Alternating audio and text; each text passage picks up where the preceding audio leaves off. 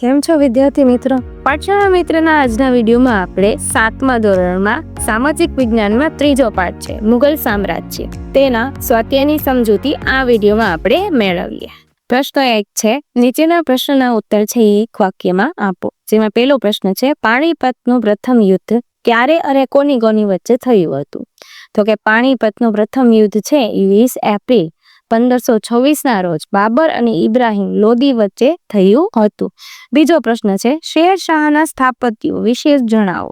શેરશાહે સાસરામમાં મકબરો અને દિલ્હીમાં મસ્જિદ છે એ બનાવી હતી. ત્રીજો પ્રશ્ન છે, અકબરના સમયના મહાન સંગીત તજ્ઞ ગાયકનું નામ આપો.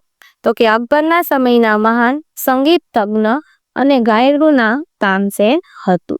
ત્યાર પછી ચોથો પ્રશ્ન છે, જહાંગીરના ચિત્રકારોના નામ જણાવો. જહાંગીરના દરબારમાં મંસૂર નામનો વિશ્વ પ્રસિદ્ધ ચિત્રકાર હતો. તેના બીજા ચિત્રકારનું નામ અબુલ હસન હતી.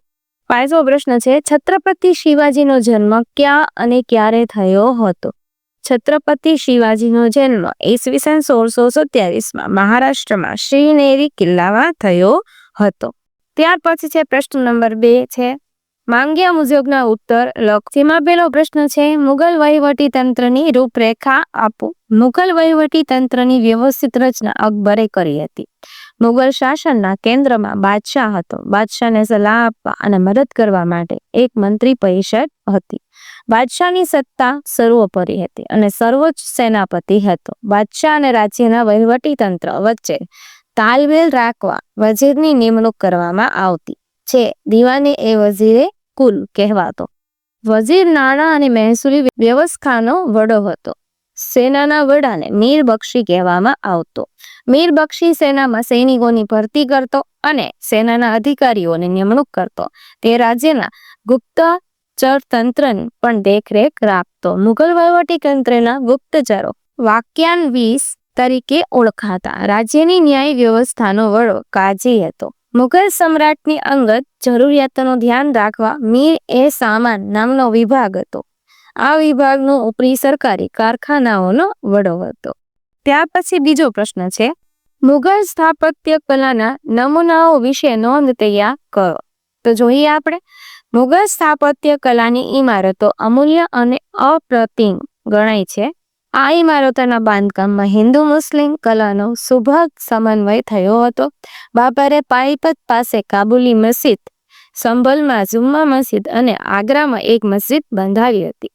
અકબરે આગ્રામાં કિલ્લો બંધાવ્યો હતો. તેને આગ્રાથી 36 કિલોમીટર દૂર પ્રખ્યાત સંત શેખ સલી ચિશ્તીની યાદમાં ફતેહપુર સિકરી નામનું નગર વસાવ્યું હતી. અહીં અકબરે ગુજરાતના વિજયની યાદમાં બુલંદ દરવાજો બંધાવ્યો હતો, જે ભારતનો સૌથી મોટો દરવાજો છે. આ ઉપરાંત તે અહીં સલીમ ચિશ્તીની દરગાહ, મસ્જિદ અને પંચમહાલ વગેરે સ્થાપત્યો બંધાવ્યા હતા. જહાંગીરના સમયમાં બંધાયેલા સ્થાપત્ય સફેદ આરસ બહાર એટલે કે સંગમરમરનો ઉપયોગ થયો હતો. શાહજહાંને ઇમારતો બાંધવાનો ભારે શોખ હતો. તેથી તેનો સમય મુગલ સામ્રાજ્યના સ્થાપત્ય એટલે કે સુવર્ણ યુગ છે કહેવાય છે. શાહજહાંએ પોતાની પત્ની મુમતાઝ મહલની યાદમાં આગ્રામાં યમુના નદીના કિનારે તાજમહાલ બંધાવ્યો હતો, જે દુનિયાની અજાયબી ગણાય છે. તેને આગ્રામાં મોતી મસ્જિદ અને દિલ્હીમાં પ્રસિદ્ધ લાલ કિલ્લો બંધાવ્યો હતો. ઔરંગઝેબે પોતાની પત્નીની યાદમાં ઔરંગાબાદમાં તાજમહેલ જેવો જ કલાત્મક મકબરો બીબી કા મકબરા બંધાવ્યો હતો. ત્યાર પછી ત્રીજો પ્રશ્ન છે, છત્રપતિ શિવાજીના વિજયો વિશે નોંધ લખો. છત્રપતિ શિવાજીએ નાની જાગીરમાંથી વિશાળ મરાઠા સામ્રાજ્યનો વિસ્તાર કરવા 40થી પણ વધારે કિલ્લા જીત્યા હતા. તેમણે મુગલ બાદશાહ ઔરંગઝેબ અને બીજાપુરના સુલતાન સાથે લાંબા સમય સુધી સંઘર્ષ કરી વિજયો મેળવ્યા હતા. જેમ કે ઈસવીસન 1646માં શિવાજીએ તોરણોનો કિલ્લો જીત્યો હતો. એ પછી તેમણે કલ્યાણ અને માહુલીના કિલ્લા જીત્યા હતા. ઈસવીસન 1670માં શિવાજીએ સિંહગઢ અને વેલ્લોરના કિલ્લા જીત્યા હતા. ઈસવીસન 1647માં દક્ષિણના દરવાજા સમાન કિલ્લાઓ પર પણ તેમણે વિજય મેળવ્યો હતો. ત્યાર પછી છે ચોથો પ્રશ્ન, અકબરની ધાર્મિક નીતિની ચર્ચા કરો. અકબરે બિન સાંપ્રદાયિકતાની નીતિ અપનાવી હતી. તેણે હિન્દુઓ પાસેથી લેવામાં આવતો યાત્રાવેર અને જજિયા વેરો રદ કરીને ધાર્મિક ઉદારતા દાખવી હતી. તેણે હિન્દુઓને પોતાના દરબારમાં અને રાજ્યની અન્ય સેવાઓમાં ઊંચા હોદ્દાઓ પર નિમ્યા હતા. તેણે પ્રજાના બધા વર્ગોને પોતપોતાનો ધર્મ પાળવાની છૂટ આપી હતી. બધા ધર્મો વિશે ચર્ચા કરવા અકબરે ફતેહપુર સિકરીમાં ઇબાદત ખાનું બંધાવ્યું હતું. અકબર દર શુક્રવારે જુદા જુદા ધર્મના વિદ્વાનોને ચર્ચા કરવા ઇબાદત ખાનામાં આમંત્રણ આપતો અને તેમની ધર્મ ચર્ચાઓ ખૂબ ધ્યાનથી સાંભળતો હતો. તેમાંથી તેણે પ્રત્યેક ધર્મના ઉત્તમ સિદ્ધાંતોને તારવીને દીન એ ઇલાહી નામના નવા સંપ્રદાયની સ્થાપના કરી હતી. આમ અકબરની ધાર્મિક નીતિ ઉદાર અને પ્રશંસનીય હતી.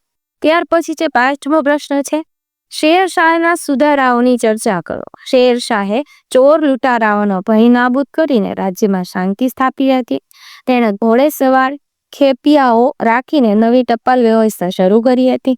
તેણે વેપારીઓ અને યાત્રાળુઓ માટે ધર્મશાળા બંધાવી હતી. તેણે રૂપિયાનું નવું ચલણ શરૂ કરાવ્યું હતું અને રાજ્યમાં વિશાળ લશ્કરની પણ રચના કરી હતી. તેણે રાંચીમાં વિશાળ રાજમાર્ગ ગ્રાન્ડ ટ્રંક રોડનું નિર્માણ કરાવ્યું હતું. તેણે ટોડરમલની મદદથી જમીનની જાત અને ખેતીની ઉપજની સરાસરી પરથી જમીન મહેસૂલનો કોઠો તૈયાર કરાવ્યો હતો. આમ શેરશાહના આ શ્રેષ્ઠ સુધારાઓને કારણે તેની ઇતિહાસમાં યાદ કરવામાં આવે છે. ત્યાર પછી છે પ્રશ્ન નંબર 3. નીચે આપેલ વિકલ્પોમાંથી સાચો વિકલ્પ શોધીને ઉત્તર લખો. જેમાં પહેલો પ્રશ્ન છે, પાણીપતનું બીજું યુદ્ધ ખાલી જગ્યા અને ખાલી જગ્યા વચ્ચે થયું હતું. તો એમાં આવશે બી, અકબર અને હેમુ વચ્ચે થયું હતું. બીજો પ્રશ્ન છે, બુલંદ દરવાજો કોણે બનાવડાવ્યો હતો? એમાં આવશે એ, અકબરે. ત્રીજું છે, દિલ્હીનો લાલ કિલ્લો ખાલી જગ્યાએ બનાવડાવ્યો હતો. તો એમાં આવશે શાહજહાએ, ડી ઓપ્શનમાં. ચોથું છે, અકબરનો જન્મ ખાલી જગ્યા નામના સ્થળે થયો હતો. અમરકોટમાં થયો હતો.